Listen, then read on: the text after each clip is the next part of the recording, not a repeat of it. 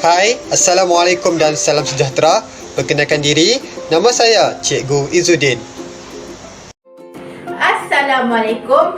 Hai, saya Cikgu Wana. Hai, selamat pagi. Perkenalkan saya Cikgu Medrin. Hai, salam sejahtera. Izinkan saya memperkenalkan diri. Nama saya Cikgu Emilia. Memperkenalkan diri saya terlebih dahulu. Nama diberi Sylvester Anak Jua. Assalamualaikum dan salam sejahtera semua. Baiklah, sebagai permulaan, kita akan berkenalan dengan kandungan dan pendek pembelajaran pada hari ini terlebih dahulu. Bagi pendek kandungan, ia merujuk kepada 4.1 memahami apresiasi karya sastra. Manakala, pendek pembelajaran kita pada hari ini adalah pada 4.1 memahami catur apresiasi untuk menguasai aspek yang menarik dalam. Jadi, ayuhlah sama-sama kita mengikuti pembelajaran kita pada hari ini. Padi segemal kepuk di hulu, sirih di hilir merangkap junjungan. Kepalang duduk menuntut ilmu, pasir sebutir jadikan intan. Salam sejahtera saya ucapkan kepada para pelajar sekalian dan saya berharap semua pelajar berada dalam keadaan yang sihat walafiat senantiasa. Baiklah, video kali ini kami akan membuat simulasi pengajaran berkaitan dengan pembelajaran Komsas di dalam subjek Bahasa Melayu. Sebelum kita memulakan sesi pembelajaran kita pada hari ini, marilah kita sama-sama menyaksikan video ini terlebih dahulu. Puisi tradisional pantun nasihat tingkatan 2.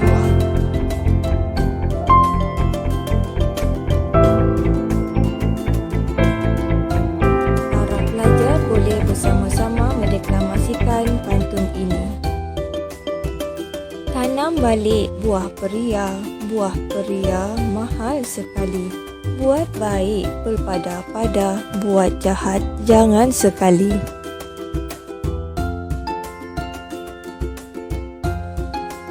Ketua-ketua raja duduk, jangan ditimpa pagan. Diketahui ganja itu mabuk, apakah sebab maka dimakan? Meninjau berpadi masak, batang kapas bertimbul jalan. Hati risau di bawah gelak, bagai panas mengandung hujan.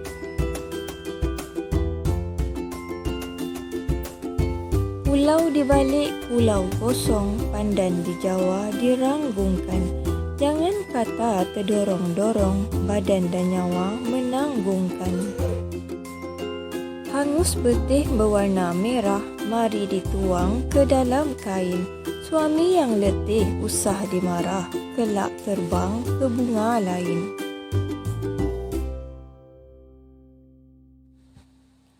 Anak Cina membawa surat dari Perak langsung ke Delhi.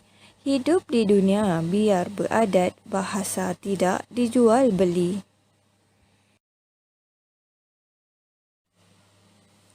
Pisang kelat dironggong helang, jatuh ke lubuk Inderagiri. Jikalau berdagang kerantau orang, baik-baik membawa diri. Sekian saja dipetik daripada Antologi Baik Budi Indah Bahasa Tingkatan 2. Baiklah, berdasarkan video yang baru sahaja kita tonton sebentar tadi, apakah persoalan yang bermain di benak fikiran para pelajar sekalian? Saya harap video itu tadi dapat memberikan gambaran awal berkaitan dengan apa yang kita akan pelajari pada hari ini. Okey. Video itu tadi adalah sebuah video pantun. Pantun yang terdapat di dalam video itu adalah pantun nasihat. Okey, pantun nasihat ini untuk apa sebenarnya? Sudah tentu untuk memberikan nasihat. Nama pun dah pantun nasihat. Jadi sudah semestinya pantun itu tadi untuk memberikan nasihat kepada seseorang individu. Okey, kita akan merungkai maksud di dalam setiap rangkap pantun tersebut. Okey, baiklah.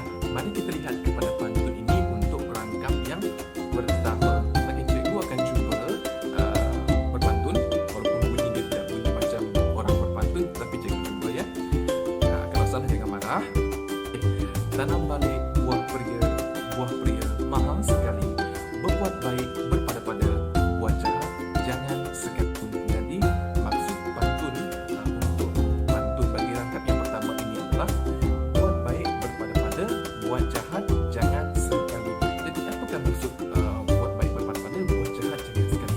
Okey, secara umumnya cikgu jelaskan, jika kita hendak melakukan sebarang pekerjaan yang baik, janganlah melakukan ianya secara berlebihan sehingga tidak kena pada tempatnya, dan kita hendaklah mengelakkan diri kita daripada melakukan pekerjaan ataupun perkara yang buruk, sebab ianya akan mendatangkan musibah ataupun mendatangkan keburukan kepada kita di kemudian hari. Okey, baiklah, kita pergi kepada rangkap yang kedua. Okey, rangkap yang kedua berbunyi macam ni. Kedua-kedua raja duduk, jangan ditimpa pagar. Diketahui ganja itu mabuk, apakah sebab maka dimakan? Pantun dia menjelaskan diketahui ganja itu memabukkan. Kenapa orang masih mengambil ganja atau makan ganja?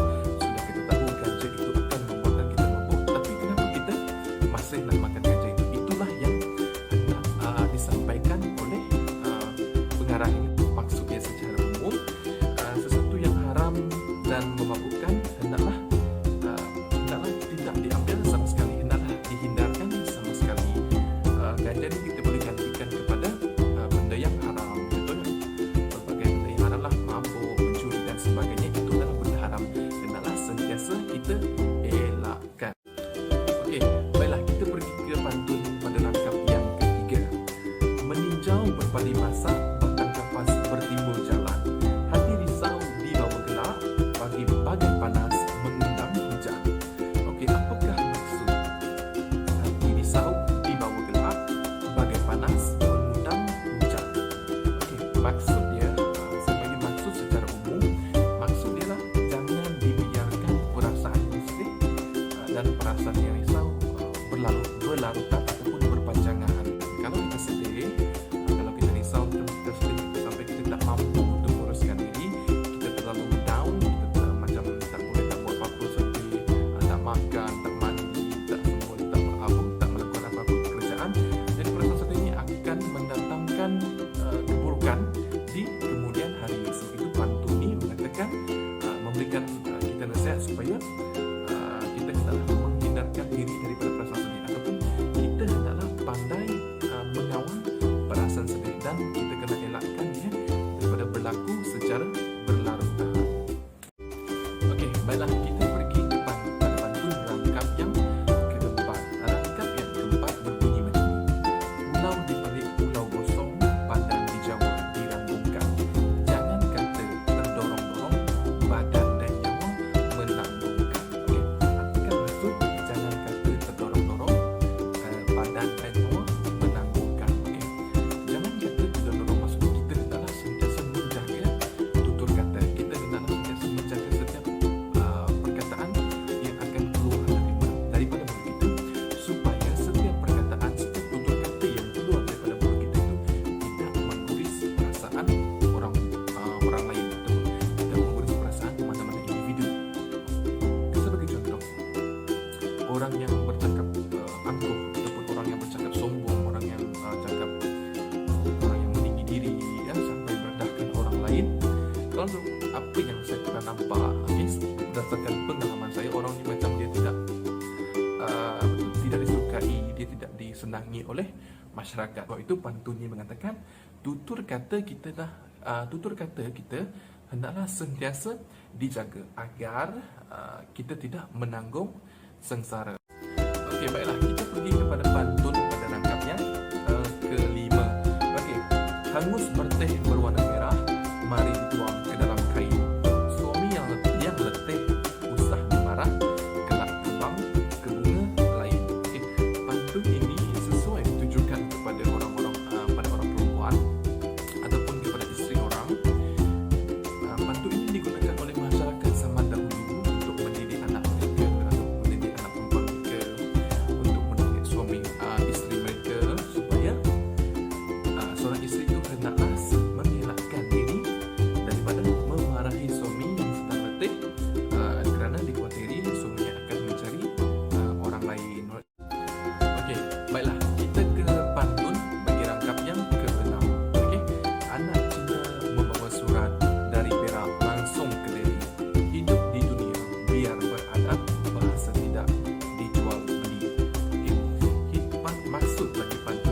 adalah hidup di dunia biar beradat, bahasa tidak dijual beli.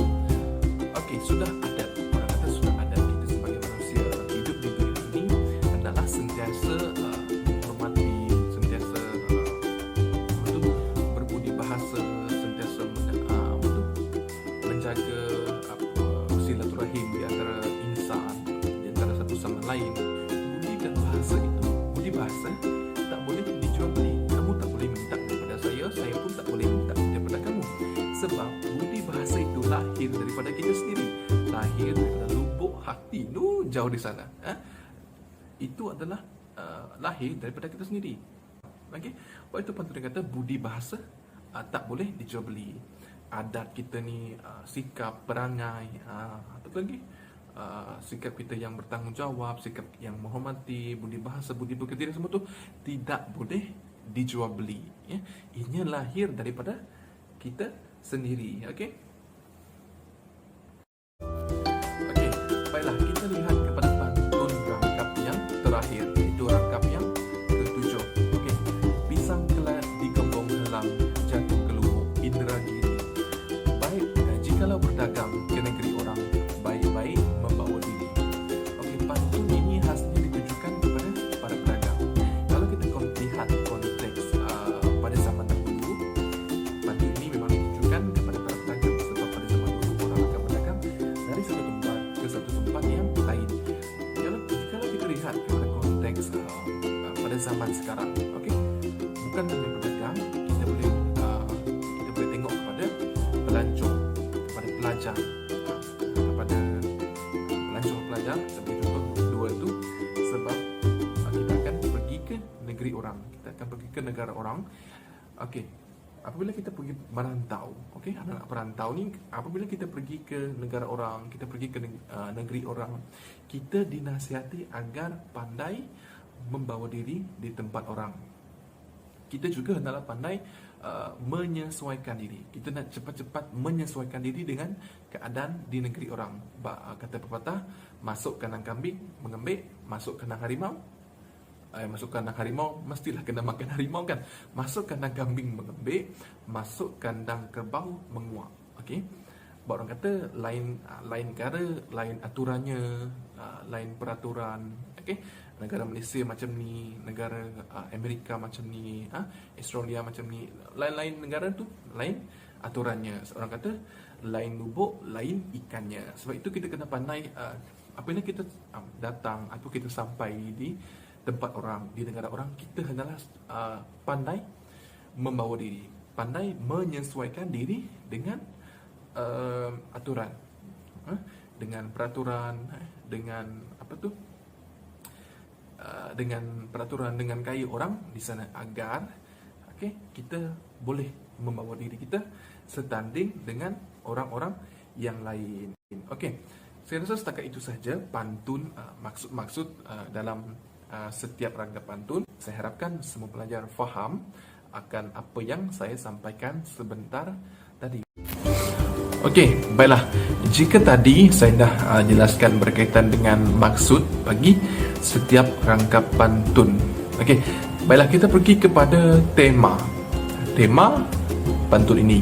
Okey, tema ini ialah apakah isi utama yang hendak disampaikan oleh pengarang di dalam karyanya. Okey, dalam pantun ini adalah pantun nasihat. Jadi sudah tentu tema bagi pantun ini adalah nasihat yang dijadikan panduan kepada masyarakat agar mereka sentiasa melakukan kebaikan. Okey, pantun ini memberikan kita nasihat untuk kita sentiasa melakukan perkara-perkara yang baik dan kita mengelakkan daripada melakukan sebarang perkara yang buruk. Okey, setakat itu sahaja penerangan daripada saya. Dan saya akan serahkan kepada rakan-rakan saya yang lain. Silakan. Baiklah, kalau tadi kita sudah belajar mengenai tema dan juga maksud setiap rangkap pantun saya ini. Sekarang kita beralih kepada persoalan. Persoalan merupakan perkara-perkara kecil dalam sebuah karya yang ada hubungannya dengan tema. persoalan wujud bagi mempengukuhkan dan menghidupkan tema sesebuah karya. Baiklah, kita akan merungkaikan persoalan pantun nasihat. Persoalan yang pertama ialah sentiasa melakukan kebaikan dan menghindari kejahatan. Sebagai manusia yang mempunyai akal fikir yang waras, kita perlu tahu mana satu yang baik dan mana satu yang tidak baik. Kalau perkara itu baik, kita ikuti, dan kalau perkara itu tidak baik, kita elakkan dan jangan buat. Okey. Persoalan yang kedua, melakukan perbuatan haram akan membawa kepada kemudaratan. Kita tahu setiap perkara yang jahat ataupun haram akan membawakan impak, kesan yang buruk kepada diri kita ataupun masyarakat di sekeliling kita. Okey. Persoalan yang ketiga, perasaan sedih dan risau tidak boleh dibiarkan berpanjangan kerana dapat membinasakan diri. Okey, jadi kalau kita berasa sedih akan sesuatu perkara, kita tidak boleh membiarkan perasaan sedih kita tu berlarutan atau secara berpanjangan. Jadi kita perlu lihat daripada sudut positif supaya kita dapat melupakan peristiwa-peristiwa sedih yang berlaku dalam hidup kita. Okey. Persoalan yang keempat, berhati-hati dalam bertutur kerana jika tersilap buruk padanya. Okey. Jadi berhati-hati dalam pertuturan ini adalah sangat penting kerana setiap apa yang kita ucapkan daripada mulut kita itu akan memberi kesan kepada orang sekeliling yang mendengar kita. Jadi kita perlu sentiasa berhati-hati, berfikir sebelum kita bercakap supaya percakapan kita tidak menguriskan hati orang lain. Okey. Jadi persoalan yang kelima, persefahaman antara suami isteri menjamin kerukunan rumah tangga. Okey. Persefahaman antara suami dan isteri itu sangat penting kerana ia akan menjadikan rumah tangga itu lebih harmoni, dan akan suami isteri perlu berkomunikasi untuk mengelakkan benda yang tidak elok ataupun tidak sepatutnya berlaku dalam rumah tangga. Persoalan yang keenam, budi bahasa amat penting dalam hidup masyarakat. Okey. Setiap orang perlu memiliki budi bahasa kerana kita hidup di Malaysia ini mempunyai rangkuman kaum bangsa yang berlainan. Jadi kita perlu ada budi bahasa kemanapun kita berjalan ataupun kemanapun kita pergi, kita perlu ada nilai budi bahasa itu dalam diri kita. Okey. Persoalan yang terakhir, adat orang merantau mestilah pandai membawa diri di tempat orang. Maksudnya di sini, jikalau kita pergi ataupun keluar daripada tempat lahir kita, kita perlu menjaga tata sila kita, menjaga kelakuan kita di negeri orang kerana kita merupakan orang asing jika kita pertama kali datang kepada tempat orang. Okey, nanti misal kata kalau pelajar-pelajar sekalian belajar ke tempat jauh, kamu mesti jaga kelakuan kamu di tempat orang lain kerana kelakuan itu melambangkan pribadi jati diri kita. Di mana kita berada, kita perlu jaga. Okey? Baiklah, sekarang kita beralih kepada bentuk dan ciri. Baiklah, untuk pembelajaran yang seterusnya, kita akan masuk kepada unsur bunyi dan gaya bahasa. Sebagai permulaan ini, cikgu akan menerangkan mengenai unsur bunyi yang terdapat di dalam pantun nasihat ini terlebih dahulu. Antara unsur bunyi yang dapat kita lihat adalah asonansi, aliterasi dan rima yang terkandung di dalam pantun nasihat ini.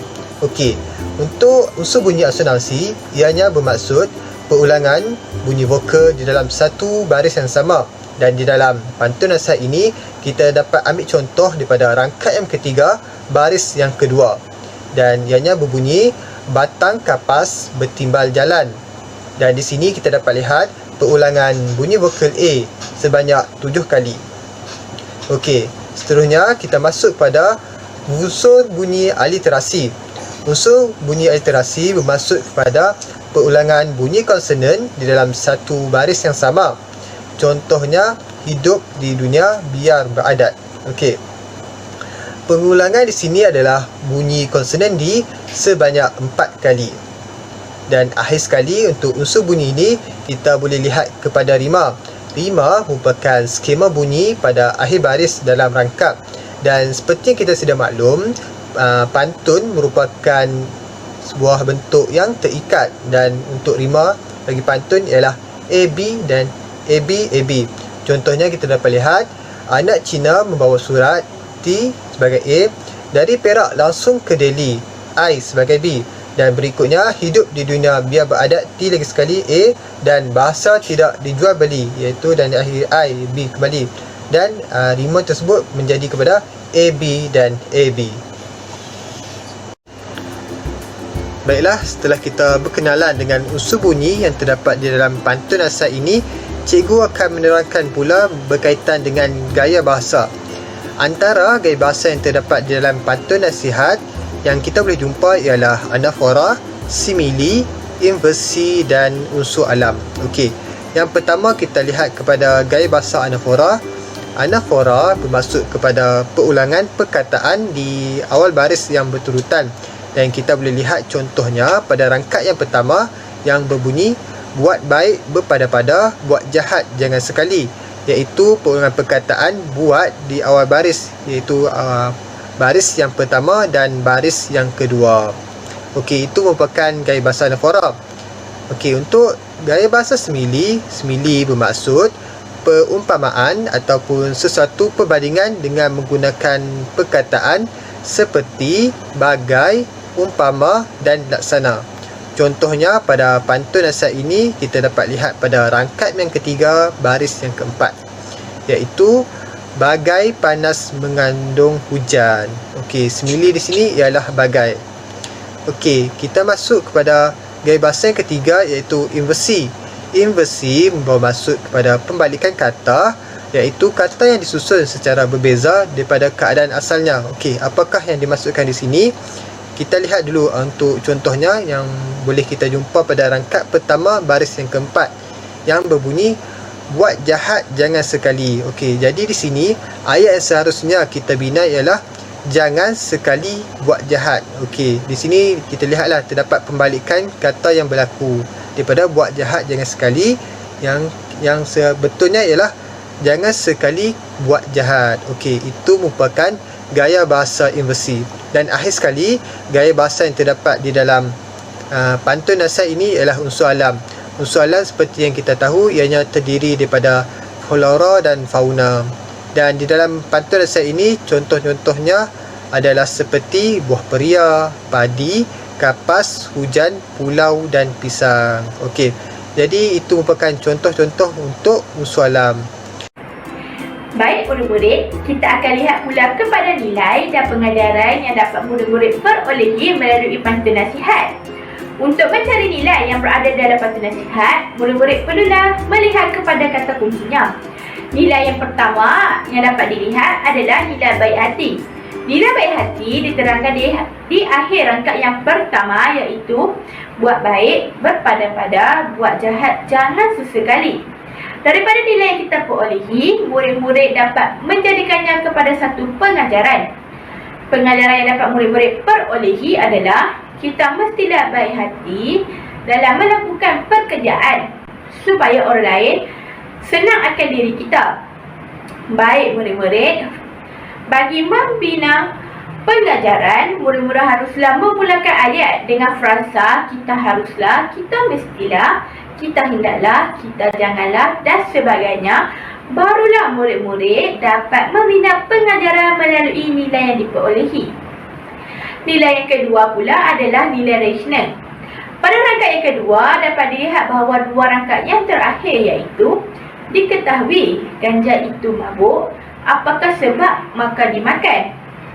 Melalui nilai rasional, murid-murid dapat membina pengajaran, iaitu kita hendaklah rasional dalam memilih sesuatu yang baik atau buruk agar kita tidak menyesal kemudian hari.